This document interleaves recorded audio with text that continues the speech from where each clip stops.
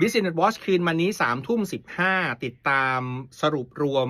ข้อมูลของการพบปะกันระหว่างประธานาธิบดีโดนัลด์ทรัมป์ของสหรัฐอเมริกากับประธานาธิบดีสีจิ้นผิงของจีนว่าหลังจากคุยกันแล้วผลสรุปที่ออกมาคร่าวๆมีอะไรบ้างแต่ที่แน่ๆก็คือว่าสหรัฐอเมริกาได้ดีลหลายๆดีลในเชิงธุรกิจมูลค่าหลายแสนล้านดอลลาร์สหรัฐกลับไปด้วยในดีลนี้นะครับ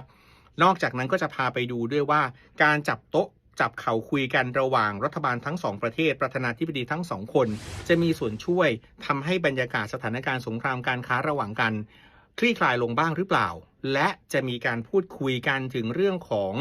ความเป็นไปได้ในการที่จีนจะเป็นตัวกลางทำให้สงครามระหว่างสหรัฐอเมริกากับอิหร่านที่ยังคงปะทุอยู่ตอนนี้มีโอกาสที่จะคลี่คลายลงได้บ้างหรือไม่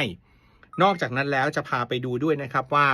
สถานการณ์ในบางประเทศอย่างเช่นที่คิวบาตอนนี้ต้องถือว่าเดือดร้อนจากวิกฤตพลังงานหนักมากเมื่อช่องแคบฮอร์มุซยังไม่สามารถสัญจรได้ตามปกติแต่คิวบาเจอกับสถานการณ์ที่หนักกว่าเพราะว่าสหรัฐอเมริกาประกาศเลยว่าจะจัดการกับประเทศไหนก็ตามที่ส่งน้ำมันหรือพลังงานไปให้กับคิวบา